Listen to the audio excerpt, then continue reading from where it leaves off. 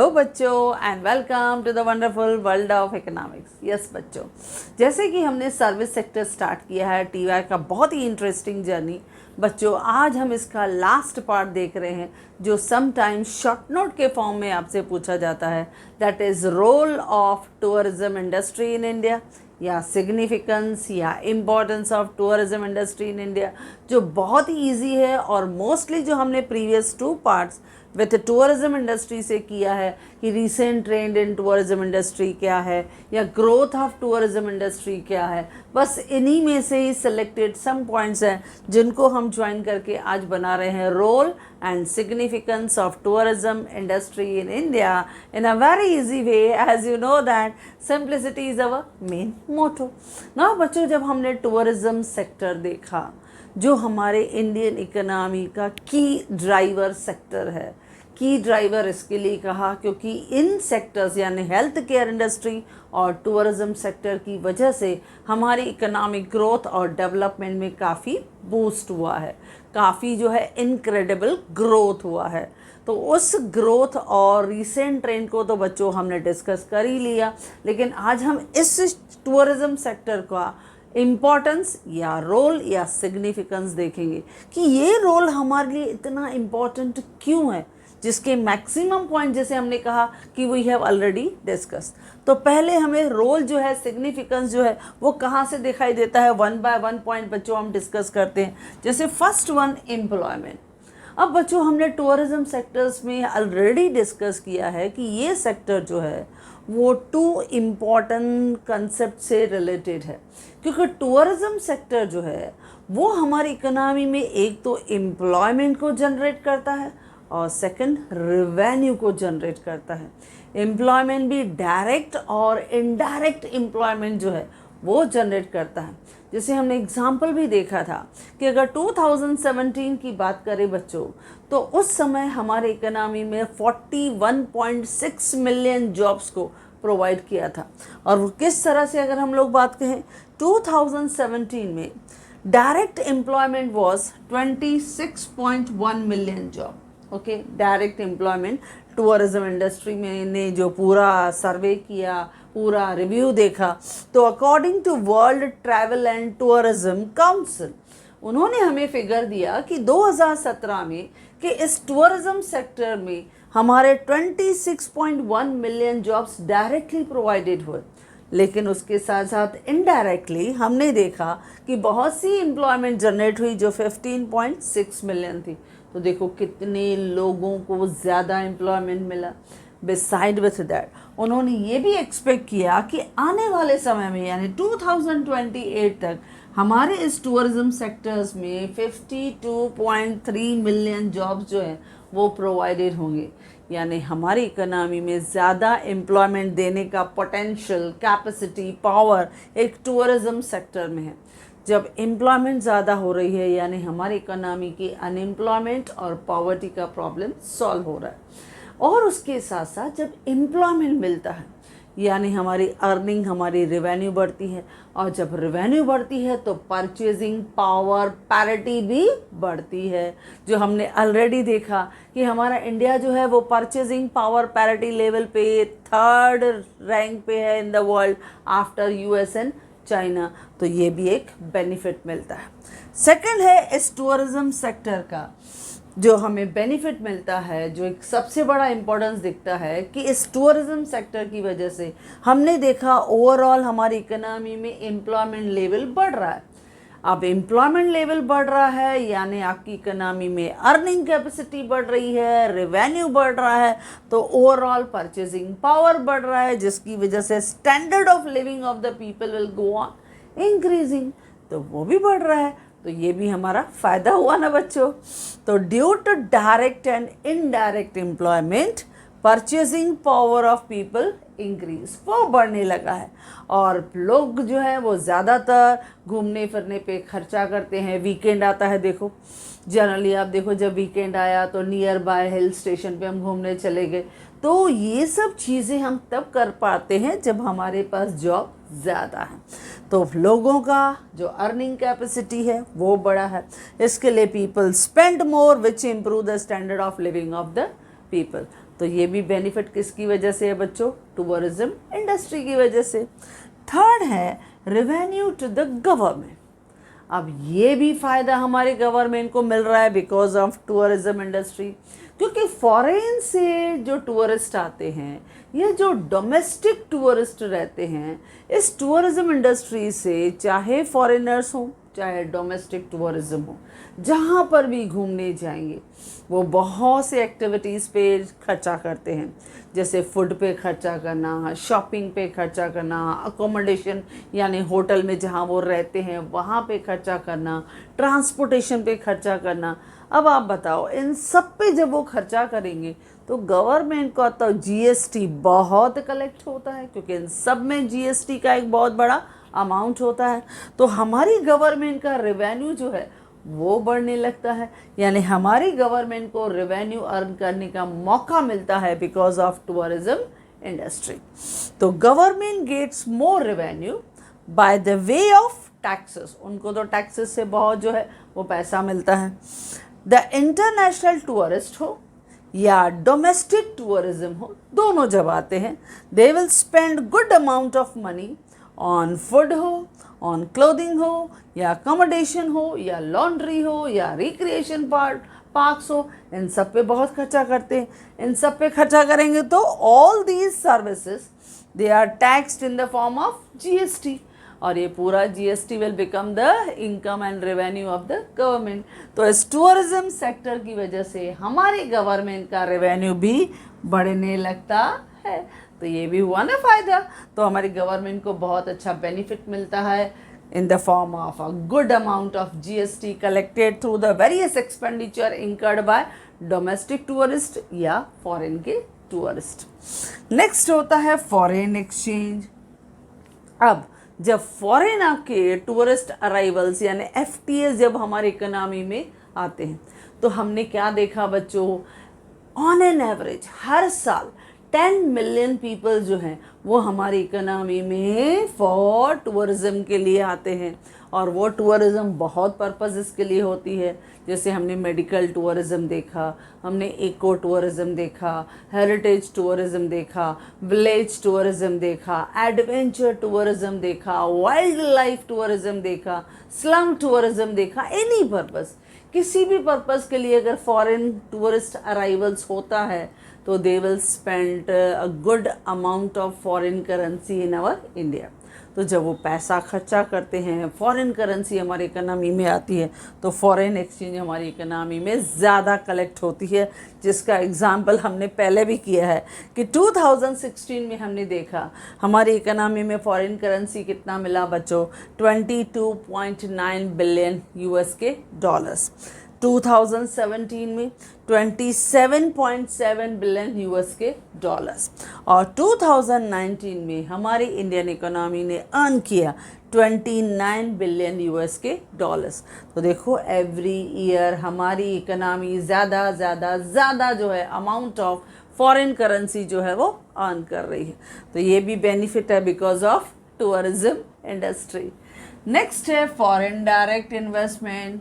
अब बच्चों हमने ये भी देखा कि हमारी गवर्नमेंट जो है वो इस टूरिज्म इंडस्ट्री में अलाउ करती है 100% foreign direct investment by automatic route. और टूरिज्म सेक्टर्स में ये फंड इन्वेस्ट कहाँ होता है, इन कंस्ट्रक्शन या एक्सपांशन ऑफ टूरिज्म इंफ्रास्ट्रक्चर। जैसे होटल्स को कंस्ट्रक्ट करना है, 5 स्टार 7 स्टार होटल्स बनाना, बड़े बड़े रिसोर्ट्स एंड अम्यूज़मेंट पार्क्स बनाना, वाटर पार्क्स बनाना, ताकि बहुत से लोग जो हैं इस तरह के इंफ्रास्ट्रक्चर में ज़्यादा इंटरेस्टेड होते हैं और काफ़ी जो है वो पसंद भी करते हैं। या काफ़ी होटल जैसे हम गोवा एंड केरला में देखते हैं, in front of the sea beaches जो है वो कंस्ट्रक्टेड रहती हैं, जहाँ पे फॉरेन डायरेक्ट इन्वेस्टमेंट भी काफ़ी अच्छा हुआ है। तो होटल्स हो या रिक्रिएशन पार्क्स हो या एयरपोर्ट में इन्वेस्ट करना हो, हाईवेज़ में इन्वेस्ट करना हो, रेलवेज़ में इन्वेस्ट करना हो, तो वी विल सी दैट कि इस तरह के इन्वेस्टमेंट में काफ़ी अच्छा फॉरेन डायरेक्ट इन्वेस्टमेंट हमें मिलता है। सो दिस इज़ वाई, क्यों? क्योंकि हमारे इकोनॉमी में अभी टूरिज़्म जो है वो धीरे धीरे बढ़ रहा है। इसके लिए हमारी जो मिनिस्ट्री है सेंट्रल लेवल पे या स्टेट लेवल पे, दे मोस्टली फोकस कि हमारा जो इंफ्रास्ट्रक्चर है वो बेटर क्वालिटी का हो, यानी वो बेटर सर्विसेज जो हैं वो हमारे टूरिज़्म को दे पाएँ, ताकि ये सब फैसिलिटीज़, ये सब जो हमारे अमेनिटीज़ हैं वो हमारे टूरिज़्म को सपोर्ट कर पाए, and we can position our India as a incredible India. ये कैंपेन भी वो हमेशा चलाते रहते हैं। नेक्स्ट है कंट्रीब्यूशन टू जीडीपी। अब टूरिज़्म से आप देख रहे हो बच्चों, हम ज़्यादा खर्चा जो है वो कर रहे हैं बहुत सारी एक्टिविटीज़ पे, गवर्नमेंट को भी रिवेन्यू मिल रहा है, जो टूरिस्ट हैं वो भी बहुत सारी एक्टिविटीज़ पे, ट्रांजैक्शंस पे खर्चा करते हैं, जैसे हमने कहा फूड पे, क्लोथिंग पे, एकोमोडेशन पे, ट्रांसपोर्ट पे वो खर्चा करते हैं। तो ये सब खर्चा it will become the revenue of the government. अब वो रेवेन्यू भी हम देखते हैं कि इन 2017 में हमारी इकोनॉमी का जो जीडीपी हमारे टूरिज़्म सेक्टर ने कंट्रीब्यूट किया वो था दैट इज़ 234 यूएस के डॉलर्स, यानी 234 बिलियन यूएस के डॉलर्स जो था ये कंट्रीब्यूशन था हमारे टूरिज़्म सेक्टर का टुवर्ड्स द जीडीपी। अगर हम परसेंटेज वाइज भी देखें बच्चों, तो हमने देखा 2019 में टूरिज़्म सेक्टर ने कितना कंट्रीब्यूट किया जीडीपी में, 7%। लेकिन 2020 में हमारे इकोनॉमी में, यानी हम वर्ल्ड लेवल पे हमने ऑब्ज़र्व किया कोरोना जैसा पेंडेमिक का प्रॉब्लम। अब इसमें आपने देखा था टूरिज़्म जो था वो काफ़ी रिड्यूस हो गया था, तो इसके लिए 2020 में ये कंट्रीब्यूशन थोड़ा रिड्यूस हो गया बिकॉज ऑफ द कोरोना का प्रॉब्लम, दैट इज़ 4.3। लेकिन जैसे धीरे धीरे अनलॉक होना शुरू हुआ तो 2021 में वो थोड़ा फिगर 5.8। तो स्लोली एंड ग्रेजुअली हम देख रहे हैं टूरिज़्म सेक्टर जैसे जैसे अभी बढ़ रहा है तो उसका contribution is go on increasing, उसका इन्वॉल्वमेंट जो है वो काफ़ी अच्छा हो रहा है। तो टूरिज़्म सेक्टर जो है वो हमारे जीडीपी में अ गुड अमाउंट ऑफ रेवेन्यू जो है वो ऐड करता है। ओके बच्चों, नेक्स्ट है मल्टीप्लायर इफेक्ट। अब ये भी हमने किया हुआ है बच्चों। मल्टीप्लायर इफेक्ट क्यों? क्योंकि जो रूरल एरियाज़ हैं या हम लोग अर्बन एरियाज़ हैं, कहीं पे भी कोई भी टूरिज़्म होता है तो उसमें जो टूरिस्ट है, चाहे वो डोमेस्टिक टूरिस्ट हो या फॉरेन टूरिस्ट हो या इंटरनेशनल टूरिस्ट हो, they spend the amount on various activities, जिसकी वजह से मल्टीप्लायर इफेक्ट होता है। जैसे हमने कहा हम फूड पे खर्चा करते हैं, या हम लोग लॉन्ड्री पे खर्चा करते हैं, हम क्लोथिंग पे खर्चा करते हैं, हम ट्रांसपोर्ट पे खर्चा करते हैं, हम टूरिस्ट जो गाइड रहता है उस पे खर्चा करते हैं। तो बहुत सारी एक्टिविटीज़ हैं जहाँ पे हम अलग अलग जगह पे हम खर्चा करते हैं। तो इस तरह से बहुत से लोगों को directly as well as indirectly job मिलता है, एक अच्छा खासा बिजनेस मिलता है। तो मल्टीप्लायर इफेक्ट हमारी इकोनॉमी में दिखाई देता है। तो tourist are in the need of variety of services होने चाहिए, जैसे ट्रांसपोर्टेशन की सर्विसेज चाहिए, एयर ट्रांसपोर्ट भी, रोड ट्रांसपोर्ट भी, रेलवे ट्रांसपोर्ट भी, वाटर ट्रांसपोर्ट भी, सब ट्रांसपोर्ट सिस्टम को एक अच्छा बैकअप मिलता है जब टूरिज़्म सेक्टर काफ़ी जो है वो यूटिलाइज होता है। दैन फूड की एक्टिविटीज़, वैरायटी ऑफ फूड्स जो हैं वो प्रेफर करते हैं, यानी डिफरेंट टाइप ऑफ होटल्स जो variety of foods, best quality of food या सर्विसेज वो प्रोवाइड करते हैं। या अकोमोडेशन है, you know that variety of उन्हें अकोमोडेशन अट्रैक्ट करता है। लॉन्ड्री सर्विसेज हैं, डिफरेंट रिक्रिएशन पार्क्स हैं, या हम लोग कहें बैंक्स हैं जहाँ पे फॉरेनर्स आते हैं तो अपनी करेंसी जो है यूज़ करते हैं, या सपोज़ डोमेस्टिक टूरिस्ट भी हैं वो भी जाते हैं तो वो भी अपना डेबिट कार्ड, क्रेडिट कार्ड उनके लिए यूटिलाइज़ करने के लिए उनको भी बैंक सर्विसेज जो हैं वो भी यूज़ करते हैं। मनी एक्सचेंज सेंटर्स, अगर वो इंटरनेशनल टूरिस्ट हैं तो वो उन्हें सर्विसेज चाहिए, या उन्हें घुमाने के लिए गाइड, टूरिस्ट गाइड जो है उनकी ज़रूरत पड़ती है, या ये पूरा पैकेज जो है वो अरेंज करने के लिए टूर ऑपरेटर्स, क्योंकि हमने देखा था इस फील्ड में बहुत सारे एक्सपर्ट एंटरप्रेन्योर्स जो हैं, एंटरप्रेन्योर्स जो हैं वो इन्वॉल्व होते हैं। जैसे हमने कहा था makeMyTrip.com या goibibo.com, वो हमने देखा था। ट्रैवल गुरु हमने वो देखा था। एक्सपीडिया है वो इसका एक काफ़ी अच्छा जो है वो हिस्सा बनता है, या कॉक्स एंड किंग्स लिमिटेड है, या थॉमस एंड कुक लिमिटेड है, या SOTC लिमिटेड है। ऐसे हमने बहुत से एग्जाम्पल्स देखे हैं बच्चों जो इस पूरे टूरिज़्म को सपोर्ट करते हैं। यानी वो पूरा package since from beginning to end, जब तक वो पूरा जो घूमने जाते हैं पर्सन सेटिस्फाइड नहीं होते हैं, हर तरह की सर्विसेज उन्हें प्रोवाइड होती है ताकि उनको कोई टेंशन नहीं हो। उनकी टिकट्स कहाँ बुक करनी है, किस तरह से वो जाएंगे, हर इन्फॉर्मेशन, जहाँ रहेंगे वो पूरा उनको अरेंजमेंट करके देना, कहाँ शॉपिंग के लिए जाना है, क्या खाना है, क्या उनकी अपनी चॉइस होगी, each and everything it will be provided to them. और अगर उन्हें पैसे एक्सचेंज करना है, किस तरह से उनके एक्सचेंज सेंटर के थ्रू उनको हेल्प करना, उनके साइट सीइंग का पूरा अरेंजमेंट करना, उनके लिए एक गाइड जो है वो अपॉइंट कर देना, ये पूरी अरेंजमेंट जो रहती है वो टूर ऑपरेटर्स करता है बच्चों।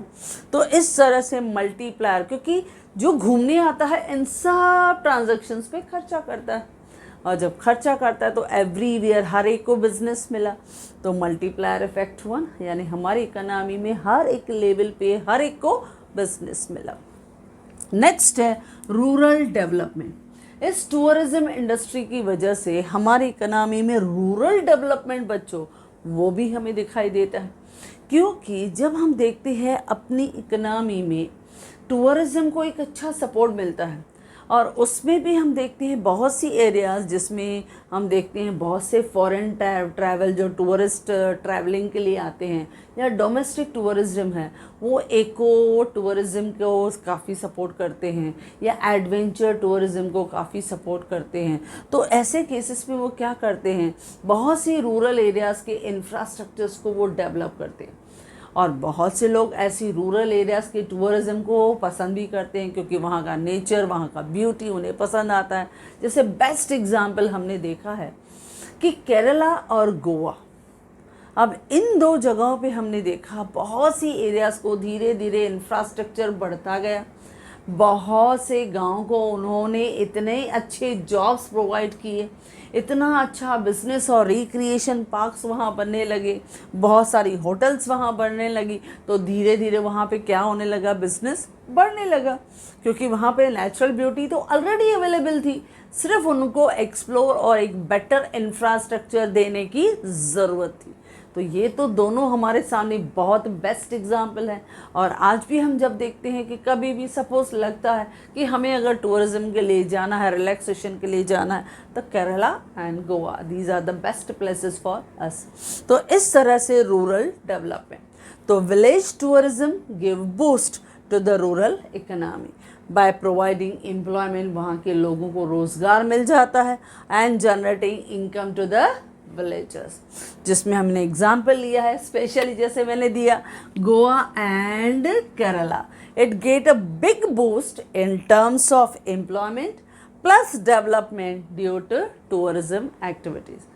तो ये सब चीज़ें हैं जो हमारे इकोनॉमी में हम देखते हैं, क्योंकि हाईवे की कनेक्टिविटी उधर अच्छी मिल गई, उसके अलावा वाटर वेज जो है उनकी कनेक्टिविटी अच्छी है, नाउ डिफरेंट क्वालिटी यानी बेस्ट क्वालिटी ऑफ एयरपोर्ट्स वो भी उनको प्रोवाइडेड है। जब इस तरह का इंफ्रास्ट्रक्चर उनको प्रोवाइडेड है, अच्छे होटल्स जो हैं वो वहाँ पे, अच्छे रिक्रिएशन पार्क्स जो हैं वो वहाँ पे उन्होंने किया है, प्लस कुछ एडवेंचर एक्टिविटीज़ भी वहाँ पे जो है वो कैरी की जाती है। तो जब इस तरह की overall different type of activities वहाँ पे अवेलेबल होती हैं, तो बहुत सारे टूरिस्ट जो हैं वहाँ पे अट्रैक्ट होते हैं और वहाँ पे घूमने आते हैं, और उसकी वजह से धीरे धीरे एम्प्लॉयमेंट और उसके साथ साथ रेवेन्यू वो भी बढ़ने लगा है। So these are the significance कहें, रोल कहें, इम्पोर्टेंस कहें ऑफ अ टूरिज्म इंडस्ट्री। अगर ये शॉर्ट फॉर्म के फॉर्म में आता है बच्चों, तो you have to write any 5 points.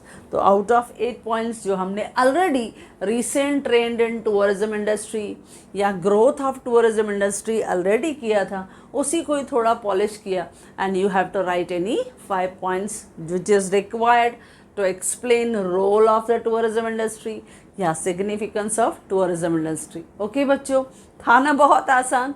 So if you like this video, you can share with your maximum friends And if you want my handwritten notes, the link is given in the description box. Thank you.